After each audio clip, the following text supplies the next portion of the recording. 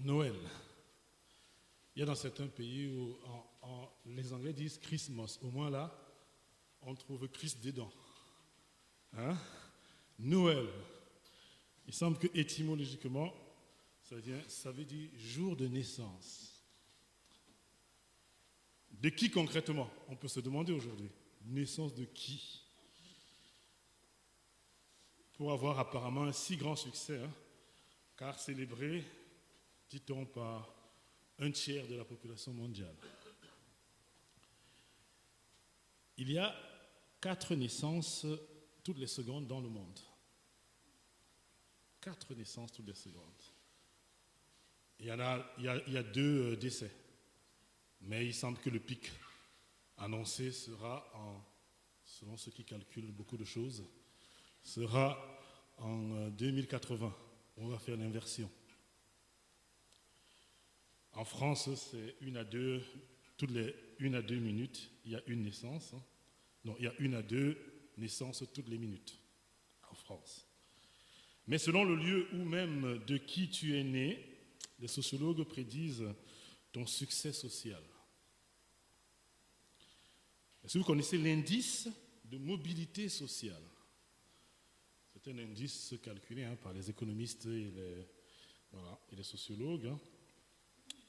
Si tu es né d'une maman pauvre, alors tu seras sans aucun doute pauvre.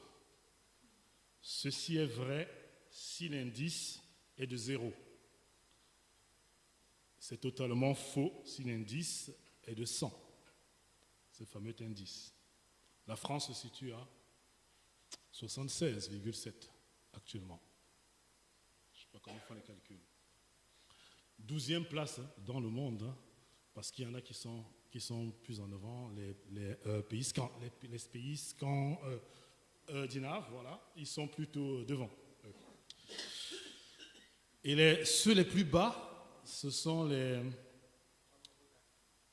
Tu as bien raison. Côte d'Ivoire et Cameroun font partie de ceux qui ont l'indice le plus bas. Voilà, les pays en voie de développement. 35, mais ce n'est que 35. 35 sur 100. Pendant les sociétés esclavagistes, des empires coloniaux, entre le XVIIe et le XIXe siècle, il était proche de 0, cet indice. Vous comprenez bien pourquoi. Le statut social était héréditaire. Un enfant né d'une mère esclave naissait automatiquement esclave. La position sociale était donc totalement déterminée par la naissance. Il n'existait aucun ascenseur social, institutionnel, puisque la reposition sociale était totale, imposée par la loi. Dans la Bible, sur un plan spirituel, l'ascenseur est-il bloqué? Notre naissance détermine-t-elle notre condition? La condition de notre mère détermine-t-elle notre condition? Nous allons parcourir, nous allons avoir l'occasion de voir 3 mères, d'évoquer 3 mères aujourd'hui de la Bible, pour que chacun puisse répondre à la question esclave ou libre? Esclave ou libre? En continuant le Galate dans lequel nous sommes, voilà, le thème principal, on se souvient, on est sauvé par la... ok, c'est le thème principal de Galate. On est sauvé par la grâce. Après que Paul a prêché, petit rappel du contexte, après que Paul a prêché et créé des églises en Galatie, tout au début de son ministère, des judaïsants, ce qu'on appelle des judaïsants venus de Jérusalem, appelés très clairement dans Galate, comme on a vu jusqu'à présent, des faux frères, des faux docteurs, se sont infiltrés.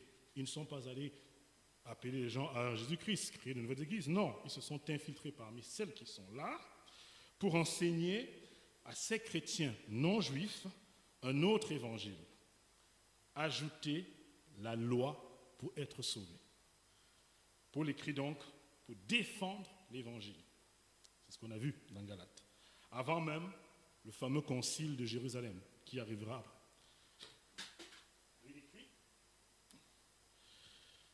Et dans le chapitre 4, comme on a vu la dernière fois, avec Marc, Paul avait porté des arguments émotionnels, relationnels, hein, pour essayer de convaincre les Galates de s'arrêter dans cette dérive doctrinale dans laquelle ils sont en train d'être entraînés. Il était presque déçu, on l'a vu. Mais là maintenant, il va continuer et terminer ce chapitre 4 et faire appel à leur intellect et pour leur enseigner la vérité en allant sur le terrain, alors l'instrument probablement utilisé par les faux docteurs judaïsants, la loi. La loi. On va lire Galates 4, versets 21 à 31. Dites-moi, vous qui voulez être sous la loi, ne comprenez-vous pas la loi? En effet, il est écrit qu'Abraham a eu 2 fils, un de la femme esclave et un de la femme libre. Mais celui de l'esclave est né par la volonté humaine et celui de la femme libre est le fruit de la promesse. Ces faits ont une valeur allégorique, car ces femmes représentent 2 alliances. L'une vient du mont Sinaï et donne naissance à des esclaves, c'est Agar. En effet, Agar, c'est le mont Sinaï en Arabie. Et elle correspond à la Jérusalem actuelle qui vit dans l'esclavage avec ses enfants. Mais la Jérusalem d'en haut est libre. C'est elle qui est notre mère. De fait, il est écrit « Réjouis-toi, stérile, toi qui n'as pas eu d'enfant. Éclate de joie et pousse des cris de triomphe, toi qui n'as pas connu les douleurs de l'accouchement. » En effet, je continue, c'est bon, de l'accouchement. En effet, les enfants de la femme délaissée seront plus nombreuses que ceux de la femme mariée. Quant à vous, mes frères, comme Isaac, vous êtes enfants de la promesse.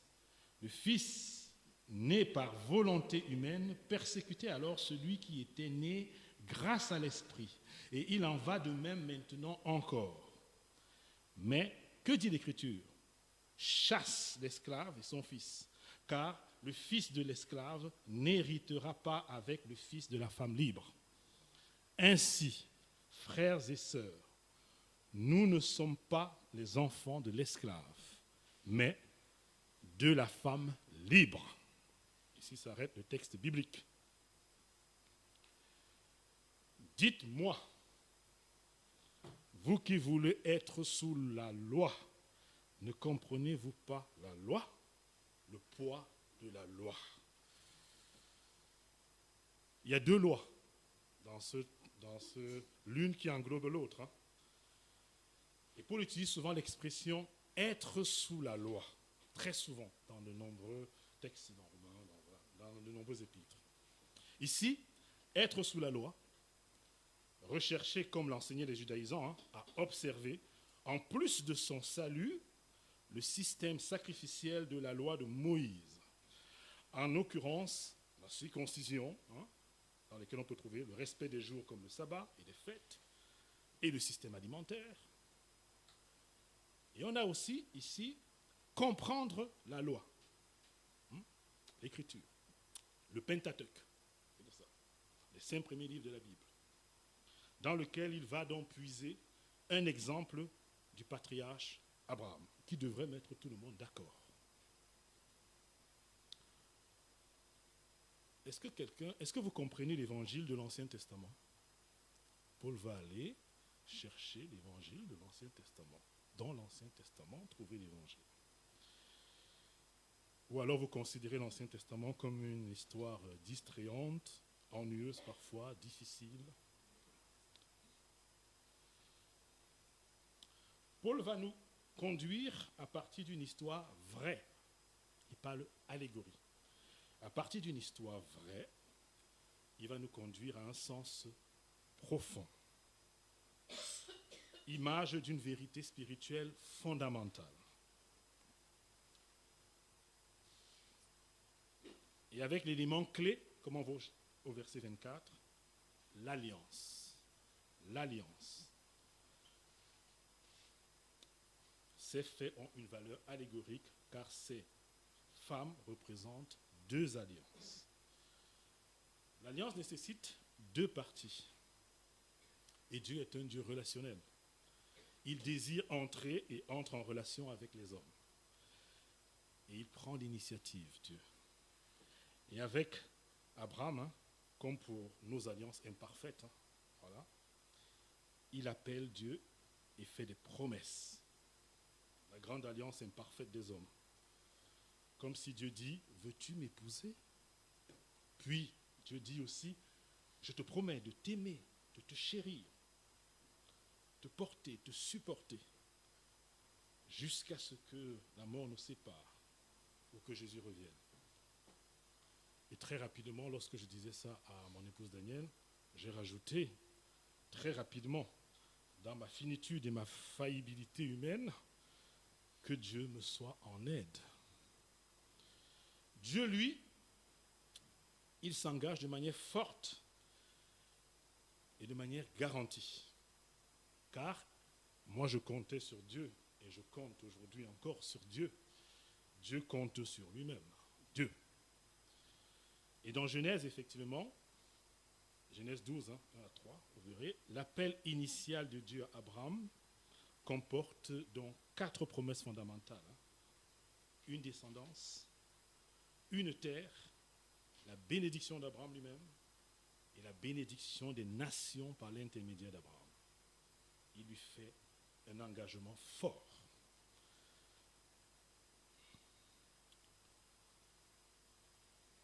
Si on revient à l'histoire réelle qui est prise en exemple d'Abraham, refaisons d'abord cette histoire, vite fait. Il y a tout au départ la promesse de Dieu. La part d'Abraham dans l'alliance est la foi, faire confiance à Dieu. Ce qu'il fait en quittant son pays sans savoir où il allait. Mais vient l'impatience pendant le chemin.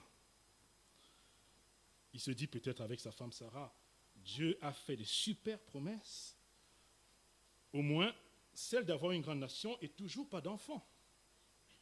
Sa femme est stérile, il a 89 ans déjà, alors ils vont décider d'aider Dieu. Ou alors, pour nous aujourd'hui, de se précipiter à leur aspiration légitime. Comme on pourrait dire aujourd'hui, leur désir d'enfant. Qui ne les comprendrait pas aujourd'hui? Sarah va proposer un deal qui va au-delà même de la mère porteuse. Prends ma servante pour faire un enfant. Ma servante Agar. Sarah va proposer donc ce deal, et c'est ce qui va être fait. Abraham va ainsi faire un enfant avec Agar, l'esclave, la servante de Sarah, qui est bien, Agar vient de l'Arabie, où se trouve le mont Sinaï. On y est avec ce que dit le texte. Et ainsi, Ismaël est né,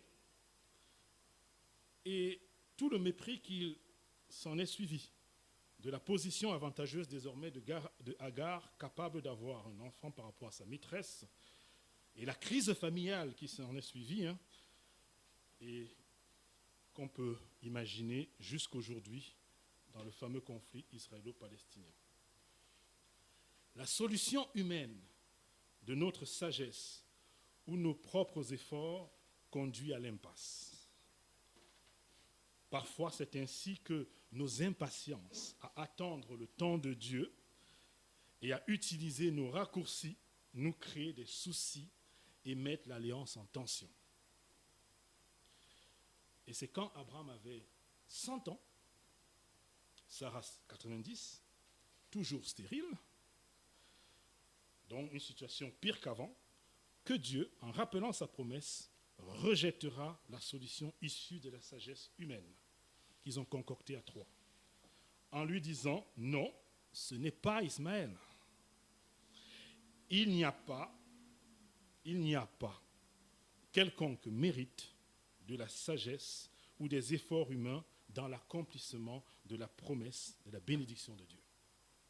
Et notre Dieu, dans sa souveraineté, n'a pas l'intention de diluer le mérite de son insondable sagesse dans les folles, rebelles et égocentriques capacités et compétences déchues des hommes, fussent-elles de ceux qu'il a choisi d'agréer. Ce sera donc miraculeusement Isaac, le fils de la promesse de Dieu, et non Ismaël, qui plus tard, persécutant par son rire, comme on voit dans le texte, la promesse de Dieu sera chassée, mis à l'écart, pour ne pas nuire au plan d'accomplissement de la bénédiction de Dieu. Ça, j'essaie de résumer un peu l'histoire. Voilà. Gloire à Dieu, qui dans son amour ne tient pas compte de nos solutions pour accomplir sa promesse, sa bénédiction.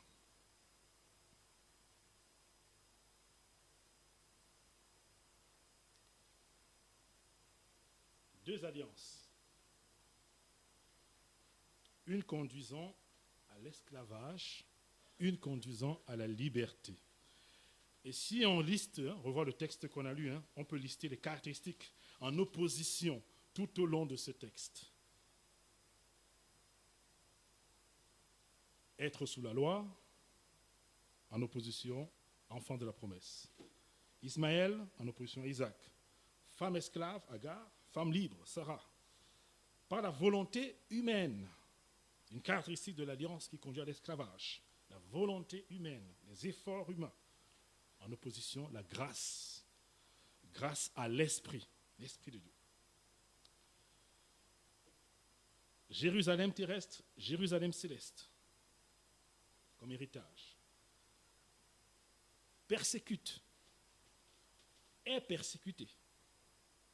Femme mariée, capable, non stérile, en gros c'est ça l'idée, en opposition à la femme délaissée, stérile, que la société a classée incapable.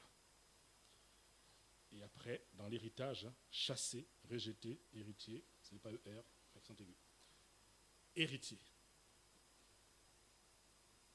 Remarquons le lieu et le point culminant du pacte de l'alliance mosaïque, la loi de Moïse, côté esclavage. Le mont Sinaï.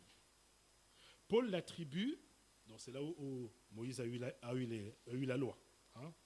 Et Paul l'attribue étonnamment, cette alliance conduisant à l'esclavage, à ce mont Sinaï-là, à cette alliance conduisant à l'esclavage. Oui, parce que la loi donnée comme un tuteur de l'enfant, on l'a vu dans Galates, ce qu'on a vu avant, la loi donnée comme un tuteur de l'enfant pour l'éduquer à son incapacité à satisfaire aux saintes exigences du Père, pour le conduire à désirer plutôt la grâce, seul moyen de s'en sortir, a été détournée. Cette loi a été détournée orgueilleusement de son objet et même abondée pour satisfaire le système des mérites humains d'une sainteté falsifiée. Mais Paul n'indique pas encore ici directement dans son image, là, qu'on a lu, quel est le contrario. Mont Sinaï, la foi de Moïse, qu'est-ce qui est en face? Et là, on peut se demander, ces deux alliances, vous savez qu'on dit Ancien Testament, Nouveau Testament, Ancienne Alliance, Nouvelle Alliance. Mais bon, Abraham, il va dire ceci. Je rappelle quelque chose qui a été dit à Abraham. J'établirai mon alliance entre moi et toi et tes descendants après moi, selon leur génération, ce sera une alliance perpétuelle, en vertu de laquelle je serai ton Dieu et celui de ta postérité après toi. Une alliance perpétuelle. On ne peut pas s'en sortir si on ne revient pas à ce qu'on a dit au début de Galates, ce qu'on a vu au début de Galates, au verset 3 à 5. Nous aussi, de la même manière, lorsque nous étions des enfants, nous aussi, nous étions esclaves des principes élémentaires qui régissent le monde. Mais, lorsque le moment est vraiment venu, c'est-à-dire au temps marqué, comme disent les autres versions. Dieu a envoyé son Fils. Jésus est la seule personne qui a existé avant de naître. Dieu a envoyé son Fils, né d'une femme. C'est ce que nous essayons de célébrer là. Né d'une femme, la naissance de Jésus. Né sous la loi, dans notre réalité humaine, là, pour racheter ceux qui étaient sous la loi, afin que nous recevions le statut d'enfant adoptif. Le temps marqué. Et ce temps marqué commence à la naissance de Jésus et va jusqu'à les 33 années de sa vie sur la terre, jusqu'au bout de sa mort et de sa résurrection. Dieu accomplit quelque chose d'extraordinaire. Il entre dans l'histoire des hommes et il change le cours de l'histoire. Oui, c'est vrai qu'on n'a pas la date exacte. Et Emmaël, actuellement, à l'école est en train d'apprendre avant Jésus-Christ, après Jésus-Christ, oui, avant Jésus-Christ, après Jésus-Christ. Oui, des dates marquées, autant marquées. Et c'était le temps marqué, pourquoi aussi?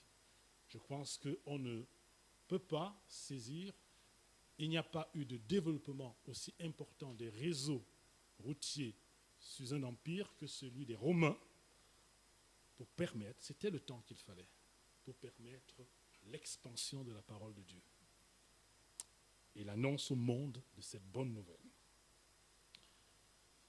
Le Dieu de l'impossible, des hommes à qui rien n'est impossible, est le seul accomplissant toute sa promesse. Et c'était très intéressant parce que là on a cette troisième femme, Marie.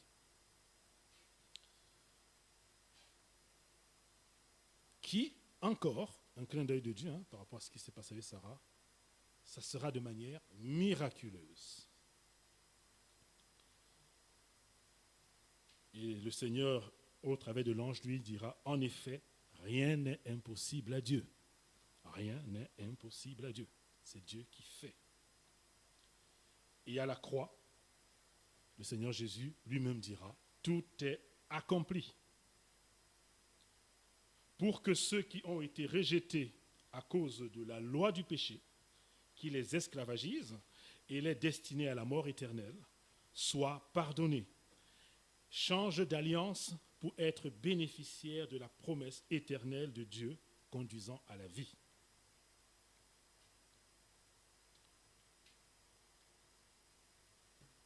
À cela, on répond, comme Marie, par la foi. Par la foi. Elle disait, je suis la servante du Seigneur, que ta parole s'accomplisse pour moi. Par la foi.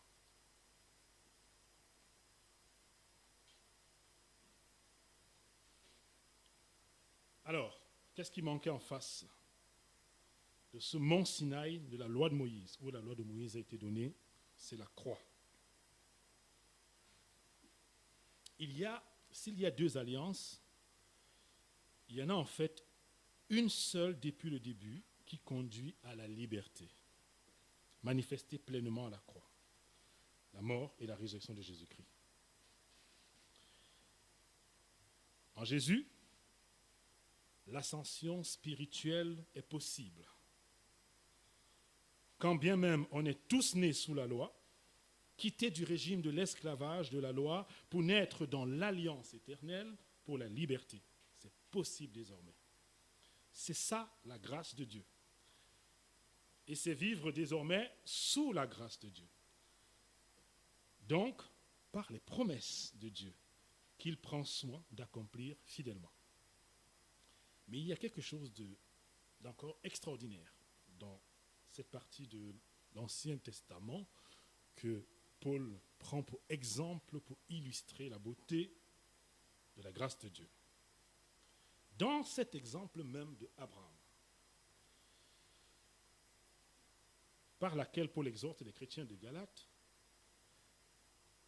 c'est que Dieu, heureusement pour Abraham et pour nous, ne tient même pas compte de ses errements dans le régime de l'esclavage, a essayé par ses capacités humaines à accomplir ce que Dieu seul peut accomplir, ses promesses, pour sa promesse de salut.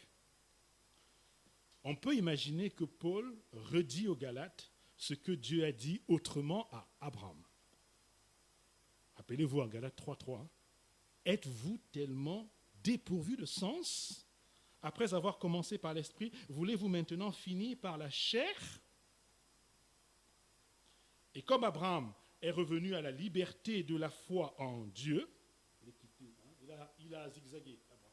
Il a commencé là, par la promesse. C'était le premier à partir. Il a fait ça. Il est revenu à la liberté. Et comme Abraham est revenu à la liberté de la foi en Dieu, ceux qui sont nés de l'Esprit reviennent à la marche par l'Esprit quand ils sont exhortés. Alors,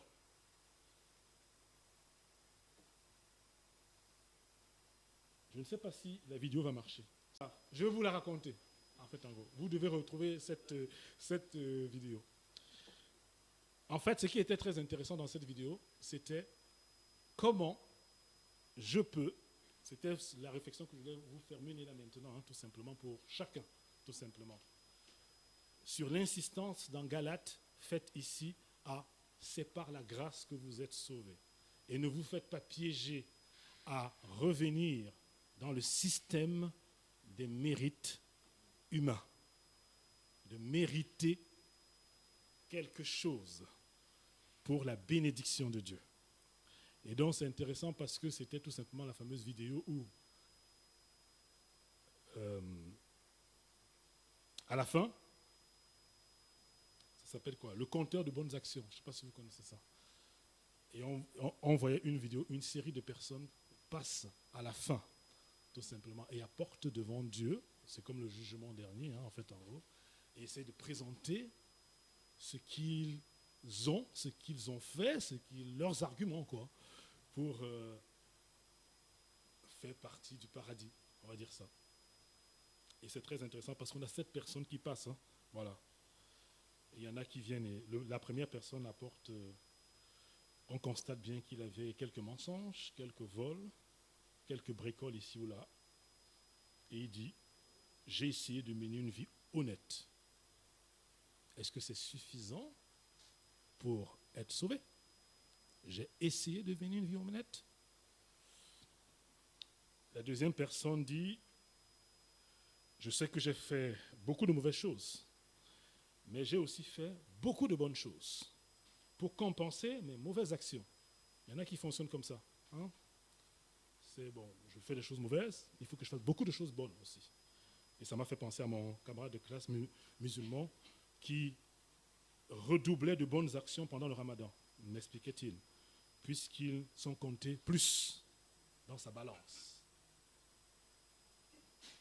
Parfois, est-ce qu'on n'est pas tenté de se dire que mes bonnes actions compensent mes mauvaises? Alors il faut que je fasse plus de bonnes actions maintenant par rapport aux mauvaises que je fais. Il y en a une troisième personne qui apporte un dossier impressionnant d'investissements humanitaires et sociaux qu'il brandit fièrement. Il est très investi, c'est un humanitaire, il fait beaucoup de belles choses. En Afrique, il a fait ceci, cela, machin, il a fait. Dès qu'il y avait une action dans le quartier, c'était le premier. Très bien.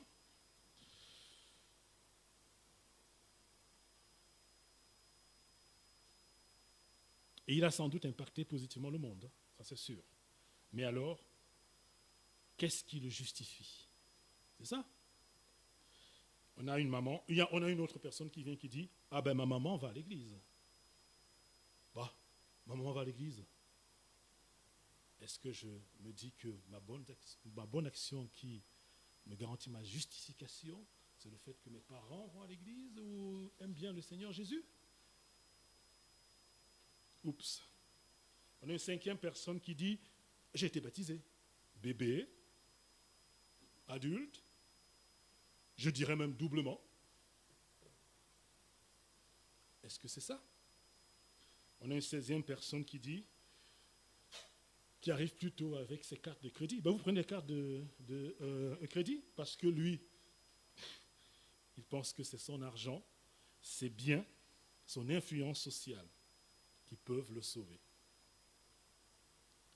Et on a la dernière personne dans la vidéo qui vient avec un dossier certes chargé. Et on veut donc commencer à consulter ce qu'il a fait dans sa vie. Et quand on ouvre tout de suite, on commence par voir dessus « enfant de Dieu », comme on a vu dans Galates. « Enfant de Dieu ». On dit, mais ça veut dire quoi ça? Et dès qu'on voit enfant de Dieu, on voit qu'une autre personne tend un autre dossier à la place et le pose. C'est Jésus qui tend le dossier, voilà le bon dossier qu'il faut utiliser. Et donc c'est Jésus qui est pesé. Et c'est l'œuvre de Jésus qui est pesée. C'est l'action de Jésus qui est pesée. Et c'est la seule qui permet de satisfaire pleinement aux exigences de la loi. De satisfaire pleinement à la volonté de Dieu. Et c'est la seule qui permet d'être sauvé. Nous avons différentes raisons qui peuvent nous pousser à... Et on aime bien ça. Une fois qu'on est sauvé, même, on aime bien avoir... quelqu'un m'offre quelque chose, j'ai le sentiment qu'il faudrait aussi que je lui offre quelque chose. C'est cet esprit-là. C'est comme si c'est que je dois mériter, ce n'est pas juste gratuit. Mais si, c'est gratuit. C'est gratuitement. Et c'est Dieu qui accomplit. C'est ça qui est intéressant dans Galates. Et donc, on va s'arrêter là, aujourd'hui. On va continuer avec Galates. Et vous allez voir qu'on va découvrir beaucoup d'autres choses de manière pratique aussi maintenant dans les conséquences de « c'est par la grâce que vous êtes sauvés ». Et ne retournez pas à l'esclavage de la loi. Prions. Seigneur notre Dieu, nous te bénissons parce qu'au temps marqué, tu es venu dans le monde. Tu es venu pour accomplir pleinement ta promesse, pour rendre accessible à tous la possibilité d'être sauvés, justifiés par toi. Merci Seigneur Jésus, parce que tu n'as pas tenu compte de nos temps d'ignorance. Tu n'as pas tenu compte de nos stratagèmes pour nous gérer par nous-mêmes. Mais dans ta grâce et dans ta bonté, Seigneur, tu vas au bout de ton désir d'aimer. Tu vas au bout de rendre cela possible, que nous soyons sauvés. Merci, parce que en Jésus-Christ, voilà, tu nous fais le plus grand cadeau, le cadeau le plus extraordinaire que nous voulons célébrer encore et encore. À toi soit la gloire. Amen.